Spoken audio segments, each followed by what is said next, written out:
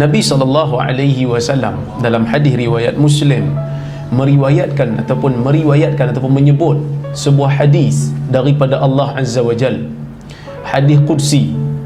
Allah Subhanahu wa taala berfirman di dalam sebuah hadis riwayat Imam Muslim daripada Abu Hurairah daripada Nabi SAW, qala Allah taala qasamtu as-salah baini wa baina 'abdi nisfain wa li 'abdi ma sa'al idza qala al-'abd alhamdulillahi rabbil alamin qala Allah ta'ala hamidani 'abdi wa idza qala al-'abdu ar-rahmanir rahim qala Allah ta'ala asna 'alayya 'abdi wa idza qala al-'abdu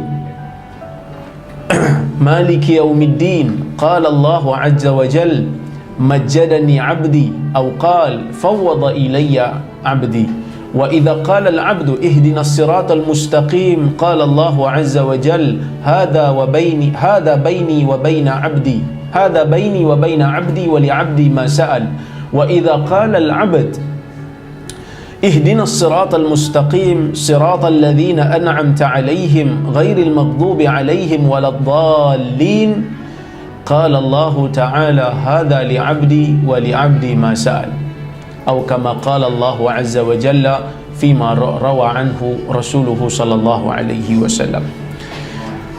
Hadis ni maksudnya Allah Subhanahu wa taala berfirman di dalam hadis ni, Allah taala kata qasamtu as-salah baini wa baina 'abdi nisfain.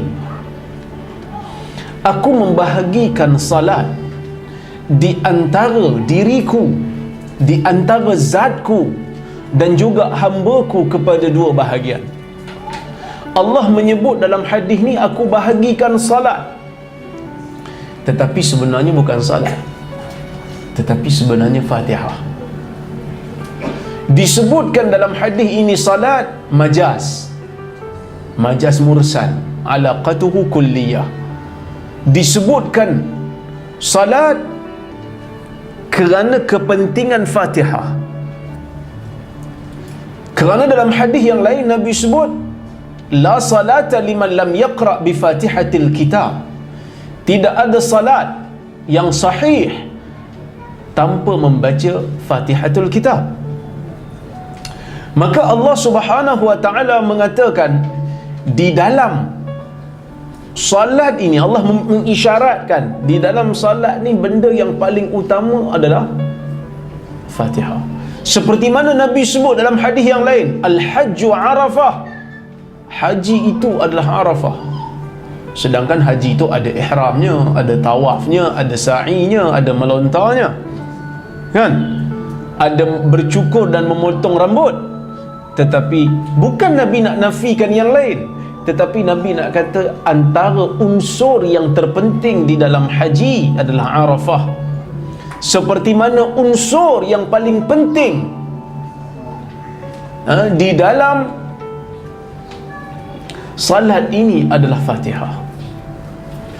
Kenapa Fatihah ini dianggap sebagai perkara yang sangat penting sehingga dipanggil sebagai Ummul Kitab, ibu segala kitab?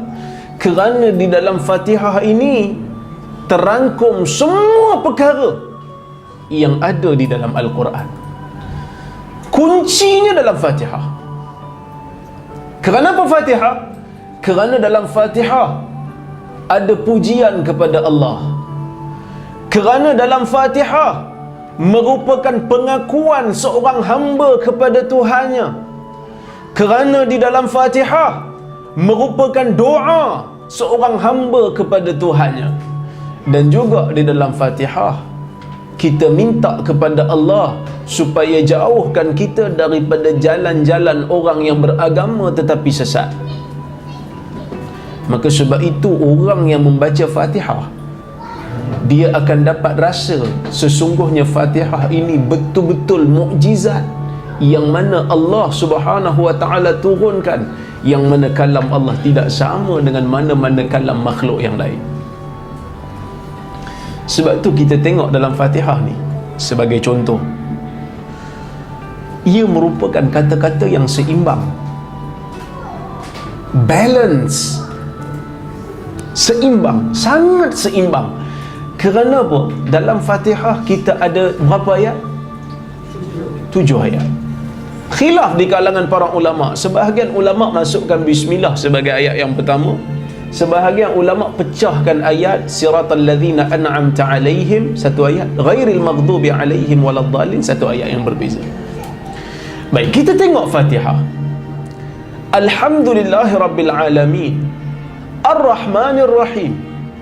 Dua ayat ni puji Allah. Maliki Yaumiddin, iktiraf seorang hamba bahawasanya Allah akan memiliki hari pembalasan. Ihdinas siratal mustaqim, merupakan doa seorang hamba kepada Tuhan. Siratal ladzina an'amta alaihim ghairil maghdubi alaihim waladdallin, kita minta supaya Allah berikan kita jalan yang lurus, bukan jalan orang yang sesat, bukan jalan orang yang dimurkai. So kita tengok dalam ayat Fatihah ada perkara yang dipanggil sebagai ilmu. Alhamdulillahirabbil alamin, Ar-Rahmanir Rahim, Maliki Yaumiddin. Ni 3 ayat ni ilmu. 3 ayat ni berkaitan dengan ilmu. Seorang hamba mesti mencari ilmu supaya dapat memahami maksud Allah itu Tuhan sekalian alam. Seorang hamba mesti mencari ilmu supaya dapat menghayati maksud Ar-Rahman dan Ar-Rahim. Seorang hamba mesti menuntut ilmu dalam akidah supaya dapat beriman dengan ayat Maliki Yaumiddin. Tetapi ilmu di dalam Islam ini bukan semata-mata ilmu. Kerana kalau ilmu saja akan menyelamatkan insan, iblis sudah selamat, kerana iblis juga berilmu.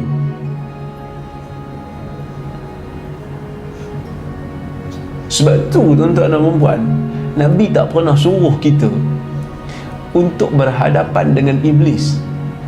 Tetapi Nabi minta kita untuk kita minta perlindungan daripada Allah, minta perlindungan dengan Allah daripada iblis. Kita tak disuruh lawan iblis, kita disuruh minta perlindungan dari iblis. Kenapa? Kerana iblis ni bijak. Dia ada ilmu, tetapi ilmu tidak membawa dia untuk taat dan patuh kepada arahan Allah. Sebab tu kita minta perlindungan. Jangan berdepan, kerana kalau kamu berdepan dengan dia, dia akan guna pelbagai cara untuk menyesatkan kamu dan menjadikan kamu terkeluar daripada landasan yang benar. Maka sebab itu kita kata a'udzubillahi minasyaitanirrajim. Aku minta perlindungan dengan Allah daripada iblis, daripada syaitan yang dirjam. Maka dalam ayat Fatihah ni ada ilmu, tetapi ilmu semata tak menyelamatkan insan. Ilmu semata tidak menyelamatkan insan. Maka sebab itu kita minta daripada Allah itu doa. Wahai Tuhan, tunjukkanlah kami jalan yang lurus. Dengan beramal. Setelah beramal baru minta kepada Allah, tunjukkan kami jalan yang lurus, bukan jalan orang yang engkau murka. Maka dalam surah ni ada sebut satu golongan, kami tak mau jalan orang yang dimurkai. Siapa orang yang dimurkai? Orang yang mengetahui ilmu tetapi tidak beramal dengan ilmunya. Orang yang mempunyai ilmu tetapi orang yang tidak amanah dengan ilmunya. Kebanyakan mufassir mentafsirkan golongan yang dimurkai ini adalah golongan Yahudi. Kenapa Yahudi? Yahudi ini Allah Ta'ala berikan mereka kitab dan mereka selewengkan kitab, tidak beramal dengan ajaran kitab setelah berilmu tentang kitab, dan mereka selewengkan mengikut kepentingan hawa nafsu mereka. Maka kita kata pada Allah, kita minta, ya Allah, kami mahu ilmu, kami akan beramal dengan ilmu, dan tolonglah bimbing kami supaya ilmu kami selari dengan amal kami. Bukan juga jalan orang yang sesat. Siapa golongan sesat? Kebanyakan mufassirin mentafsirkan golongan Nasara. Kenapa Nasara sesat? Kerana mereka perlu agama, mereka rasa mereka beragama, tetapi agama mereka tidak didasari dengan ilmu yang benar. Mereka hanya ada semangat beragama, tetapi agama itu tidak didasari dengan wahyu yang tepat, sehingga mereka menyeleweng daripada agama yang benar. Maka kita minta kepada Allah, ilmu dan amal jalan seiring, setelah itu datangnya doa. Kerana kalau ilmu tanpa amal, kita akan jadi seperti orang yang dimurkai. Manakala amal tanpa ilmu, kita akan jadi seperti golongan yang sesat. Ini yang disebut oleh Sufyan Ats-Tsauri. Dia kata, orang yang ingin kepada agama ni, dia akan sesat dengan salah satu daripada dua. Orang yang beragama ni, nak pada agama ni, dia akan sesat sama ada salah satu daripada dua. Sama ada dia melampau dalam agama, ataupun dia jahil tentang agama. Orang nak pada agama, dia akan sesat juga. Bila mana satu dia melampau, satu lagi dia sesat, dia jahil. Yang buat maksiat apa semua, dia pun tak mau agama. Yang ni yang mau agama. Sebab tu jangan ingat, bila kita mau pada agama, kita akan selamat. Syaitan akan gunakan cara, orang yang nak pada agama pun boleh sesat, orang yang nak kepada agama pun boleh dimurkai. Maka sebab itu, kalau kita memahami Fatihah dengan betul, kita akan jadi manusia yang seimbang. Maka Allah Subhanahu wa taala sebut dalam hadis ni, Allah Taala kata, aku bahagikan Fatihah kepada dua bahagian. Ada untuk Allah, ada untuk hamba. Dan aku akan bagi apa yang hamba aku minta. Ini yang Nabi sebut dalam hadis, ju'ilat li qurrata aini fis salah. Dalam hadis yang lain Nabi sebut, dijadikan oleh Allah untuk aku ni penyejuk mata aku dalam salat.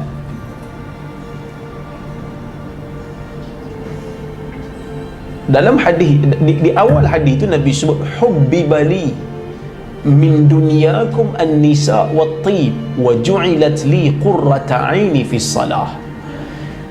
Aku dijadikan cinta kepada wanita dan juga wangi-wangian, tetapi penyejuk mataku Allah Ta'ala jadikan di dalam salat. Ada beza. Bila Nabi kata aku dijadikan oleh Allah mencintai wanita, Nabi nak bagi tahu kepada orang yang beragama, Nabi nak bagi isyarat, bukan semestinya bila kamu nak pada agama kamu kena tinggalkan perempuan. Boleh kahwin dalam Islam ni, tak ada istilah kerahiban. Dan bukan bermaksud bila kamu nak pada agama, maksudnya pakaian kamu kena lusuh, kotor dan berbau busuk. Boleh pakai pakaian yang wangi bagi orang lelaki dan orang perempuan kalau dalam rumah. Kalau kat luar janganlah. Kerana wangian wanita ini merupakan perhiasan dunia yang Allah Ta'ala halalkan kepada mukmin dengan disiplinnya. Tetapi Nabi berikan satu benda yang lebih penting daripada tu, lebih daripada sekadar dicintai. Nabi kata, Allah menjadikan untuk aku penyejuk mataku di dalam salat. Lebih tinggi, kerana penyejuk mata ni cinta tahap tinggi. Ada je orang bercinta tapi mata tak sejuk pun. Ada tak? Ada, cuma tak mengaku je sebab dia bawa bini sekali kat sini. Kadang-kadang mata tak sejuk pun tengok perangai, teruk je perangai, tapi aku sayang kat dia kan. Isteri pun tengok suami, aduh dia ni perangai, tak tolong langsung di rumah, tapi sayang kat dia. Tengok anak, sayang kat anak. Sebab tu kita doa kepada Allah kan, dalam doa yang warid, dia kata apa? Rabbana hablana min azwajina wa dhurriyyatina qurrata a'yun. Wahai Tuhan, rezekikan kami daripada isteri kami dan juga anak-anak kami penyejuk mata. Kita tak minta Allah Ta'ala supaya kita cinta pada isteri anak, kerana benda tu obvious. Kebanyakan orang cinta pada isteri, cinta pada anak, benda tu tak perlu minta pun. Tapi minta supaya isteri dan anak menjadi penyejuk mata, kerana benda tu level yang tinggi. Cinta dan menyejukkan mata bila tengok.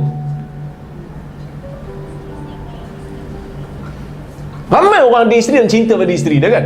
Tapi berapa ramai yang bila tengok isteri bahagia? Nabi kata di antara perempuan yang baik itu, isteri yang baik itu, bila tengok gembira. Bila kita tengok gembira, bila kita suruh dia taat, bila kita tak ada dia jaga maruah kita kan? Jadi kalau tengok pun kita balik malam-malam tengok, ish, dia kata tak ada beza dengan mak lampir. Atau isteri kena ubah penampilan. Kalau tengok bukan gembira, tengok takut. Dah macam tengok cerita Sunda Bolong kan, kena ubah. Laki pun sama jugalah, kena bagi kemas. Tengok apa, so isteri tengok suami dah macam Freddy Nightmare je kan. Kena ubah. Jadi Nabi kata dijadikan salat itu penyejuk mata untuk aku. Kenapa penyejuk mata? Kerana dalam salat ni, bagi orang yang memahami maksud Fatihah pun cukup lah. Besar makna Fatihah. Bila kita kata Alhamdulillahi Rabbil Alamin, segala puji bagi Allah, Tuhan sekalian alam. Iktiraf kita kepada Allah, Allah memiliki segalanya. Apa yang ada dalam dunia yang Allah Ta'ala bagi kat kita ni, semua Allah Ta'ala punya. Kita puji Allah. Puji Allah atas nikmat yang Allah bagi pada kita, sama ada yang kita sedar ataupun yang kita tak sedar. Kadang-kadang kita banyak puji Allah atas nikmat yang kita sedar, tapi berapa banyak nikmat yang kita tak sedar, kita lupa nak puji Allah. Maka 17 kali sehari wajib kita puji Allah dalam salat, dalam Fatihah. Nikmat yang kita sedar banyak lah. Dapat bonus, menang PRK.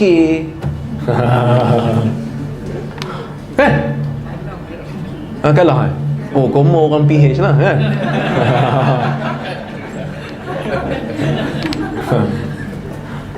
Saya ingat parti lain.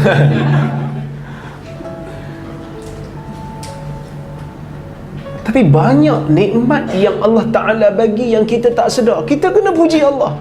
Jadi dalam salat bila kata qurrata a'yun, qurrata aini, penyejuk mata, kita puji Allah atas nikmat yang kadang-kadang kita tak sedar pun. Itu nikmat. Apa nikmat yang kita tak sedar biasanya? Kadang-kadang kita tak sedar pun nikmat lah.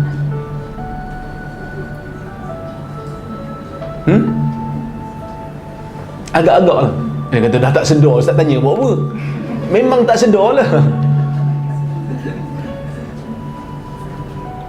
Nikmat sihat, nikmat ada waktu lapang kan?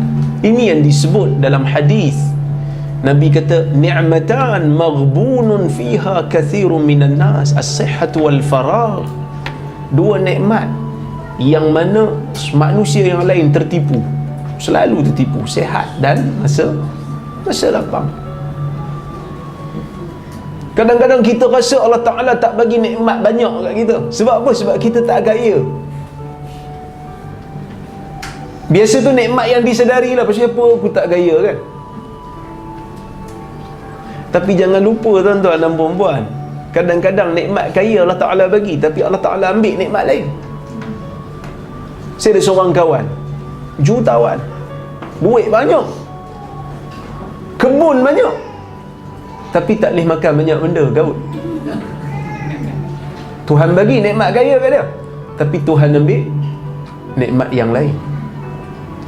Orang miskin, Allah Ta'ala tak bagi nikmat kaya kat dia, tapi Allah Ta'ala bagi nikmat makan sedap kat dia. Dia makan telur goreng ikan masin pun sedap. Nikmat yang tidak disedari, kena syukur. Allah Ta'ala itu adil dalam memberikan rezeki, maka pujilah Allah. Saya duduk di sini jadi pensyarah, ada nikmat yang Allah Ta'ala bagi. Saya baca kitab, saya baca risau orang, dan saya dibayar gaji. Ada orang baca kitab tak dibayar gaji. Nikmat yang kita tak sedar. Puji Allah, alhamdulillahirabbil alamin. Puji Allah atas nikmat iman dan Islam. Puji Allah atas nikmat yang Allah gerakkan jiwa kita nak pergi salat. Uish, itu nikmat besar bila Allah Ta'ala tak gerakkan hati kita nak buat dosa. Nikmat besar tu.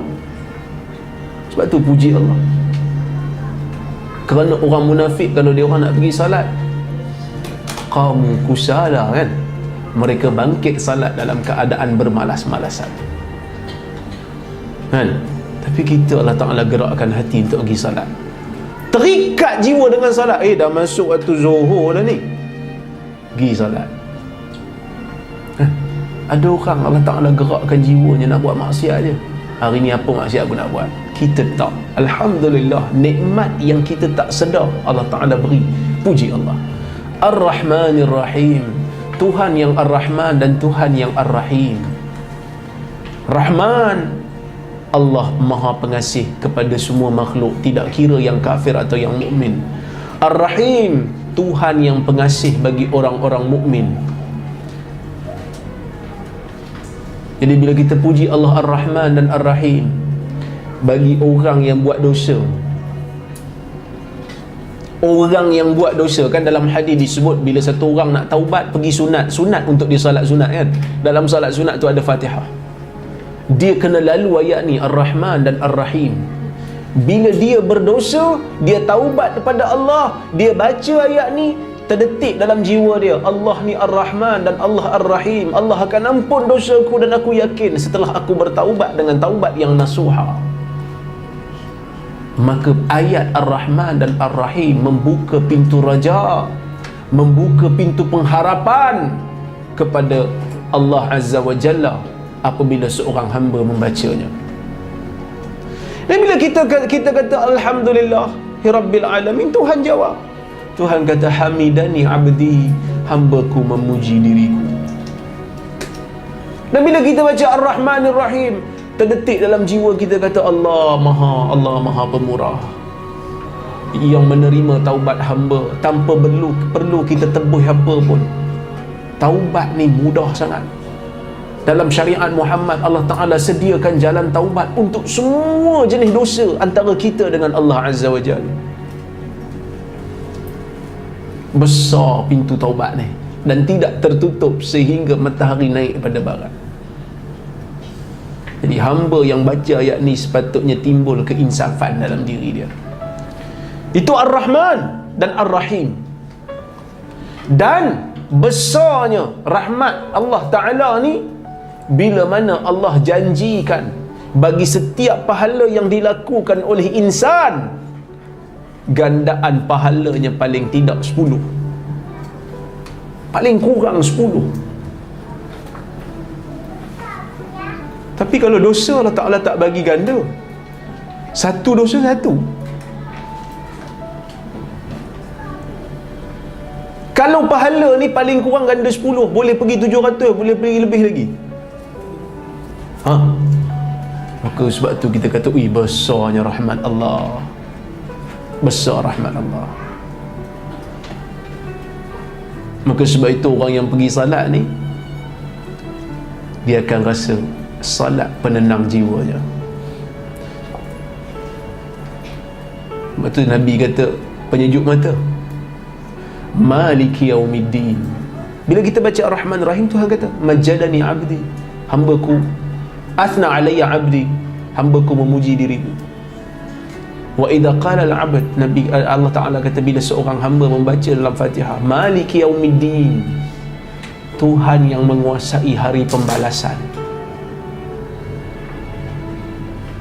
Allah Ta'ala jawab, majjadani abdi, hambaku mengagungkan diriku.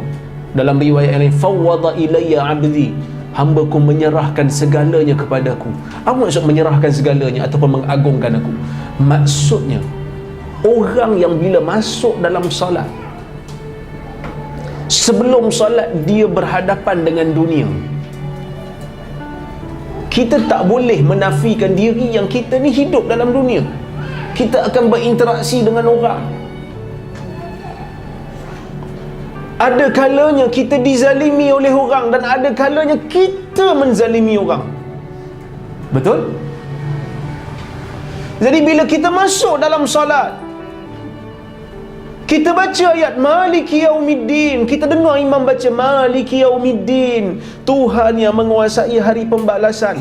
Kalau kita buat zalim ke orang, ayat ni sepatutnya menggetarkan jiwa kita.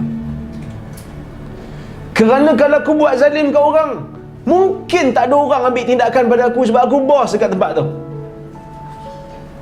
Tapi kamu kena ingat, ada satu hari nanti kamu akan dihadapkan di hadapan Tuhan yang paling berkuasa, yang tidak ada manusia ataupun makhluk lain yang berkongsi kuasa dengan dia, yang mengetahui segala-galanya kezaliman yang kamu buat pada orang lain.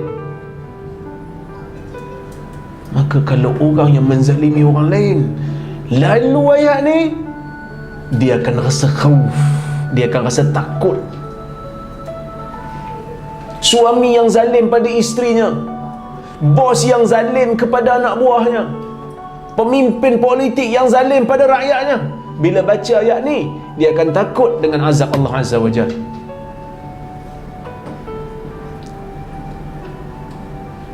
Bagi orang yang dizalimi, ini bagi orang yang menzalimi ni, patutnya takut bila baca ayat ni. Bagi orang yang dizalimi, bila baca ayat Maliki Yaumiddin, Tuhan yang menguasai hari pembalasan, dia bila baca ayat ni, dia dizalimi oleh orang dan dia tak boleh nak balas kerana dia ada agama. Kerana agama ajar dia bukan balas kezaliman dengan makian atau cercaan, dan tak ada ruang lain untuk dia bela kezaliman yang berlaku atas diri dia. Dia kata, tak apa, aku ada hari di hadapan Allah yang mana aku akan mengadu di hadapan Allah. Ayat ni bagi orang yang dizalimi membuka pintu harapan.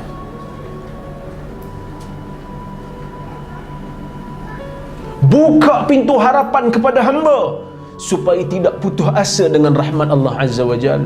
Sejauh mana pun kita dizalimi, bacalah Quran, bacalah Fatihah dalam salat dan hayatilah maknanya, kerana kita akan dapati dalam Fatihah itu ada segala makna yang boleh memujuk jiwa hamba yang dizalimi.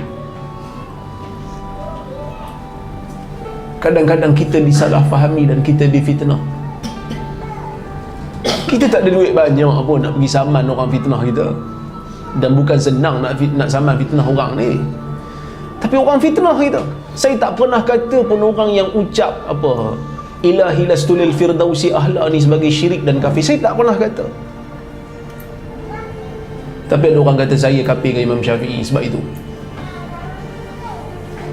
Kita bila baca kita sakit hati. Tak apa, pergi salat. Pergi salat. Kerana dalam salat itu ada penyejuk mata. Sebenarnya kita buat seminar salat ni, bab hukum hakam ni disiplin lah. Tapi yang lebih tingginya, setelah kita tahu disiplin salat, kita memahami maqasid salat. Ni maqasid salat. Salat menjadikan hamba itu buka pintu takut dan buka pintu harap dan buka pintu syukur kepada Allah Azza wa Jalla, dan buka pintu doa. Ihdinas siratal mustaqim. Wahai Tuhan, iyyaka na'budu wa iyyaka nasta'in. Bila sampai kat tu, iktiraf seorang hamba. Kita iktiraf, ini perjanjian antara hamba dengan Tuhan. Apa dia? Iyyaka na'budu wa iyyaka nasta'in. Engkaulah Tuhan yang kami sembah, Engkaulah Tuhan yang kami minta tolong. Ni perakuan hamba.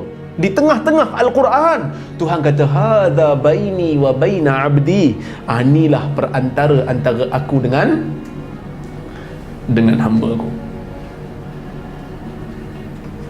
Tuhan yang kita sembah, ini yang saya sebut mula-mula tadi. Itu ilmu yang awal, kemudian mesti ada amal. Yang mana amal, sembah Allah dan minta tolong pada Allah. Lepas tu baru datang doa, ihdinas siratal mustaqim. Doa seorang hamba kepada Tuhan, pengharapan dia, wahai Tuhan, Engkaulah berkuasa untuk memberikan jalan yang lurus kepada aku. Maka sebab itu seorang hamba bila dia masuk dalam salat, dia tahu dia sedang berhadapan dengan Allah Azza wa Jal, yang apabila dia membaca Al-Fatihah, Tuhan menjawab bagi setiap ayat yang dia baca dalam Fatihah. Tuhan jawab. Sebab itu kata Ibn Qayyim, seeloknya seseorang yang membaca Fatihah, bila dia berhenti di hujung ayat, dia kena rasa dalam diri dia Allah menjawab ayat yang dia baca. Syekh Waliullah Ad-Dihlawi mengatakan bahawasanya ini hadis yang merupakan praktikal kepada hadis ihsan yang disebut dalam hadis Jibril yang diriwayatkan oleh Umar daripada Nabi SAW. Kan Jibril kata apa? Jibril tanya Nabi tentang ihsan. Nabi kata, ihsan an ta'budallah ka'annaka tarah fa in lam takun tarah fa innahu yarak. Ihsan apabila kamu merasai Allah sedang melihat kamu. Jika tidak, kamu kena rasa Allah. An ta'budallah ka'annaka tarah, kamu beribadat kepada Allah seolah-olah kamu lihat Allah. Jika tidak, kamu kena rasa Allah melihat kamu. Ni praktikalnya ihsan. Bila kita baca, kita kena yakin Allah menjawab. Kita yakin Allah menjawab segala munajat kita. Maka inilah maqasid yang tertinggi, ataupun kita kata objektif yang tertinggi daripada pensyariatan membaca Fatihah di dalam salat. Sebab tu lepas ni mudah-mudahan Fatihah kita, Fatihah yang memberikan khusyuk, Fatihah yang membuka pintu harap kepada Allah, Fatihah yang membuka pintu takut kepada azab Allah, Fatihah yang memberikan ataupun yang membuka pintu syukur kepada Allah atas nikmat yang kita sedar dan tidak sedar. Mudah-mudahan salat kita bukan hanya salat zahir, tetapi salat juga salat batin. Salat batin maksudnya salat yang mana bukan hanya zahir saja salat, batin juga turut salat dan memahami maksud Fatihah dengan sebenar-benar faham. Jadi mudah-mudahan sahabat-sahabat yang dirahmati Allah, salat kita akan menjadi khusyuk insya-Allah sekadar yang mampu.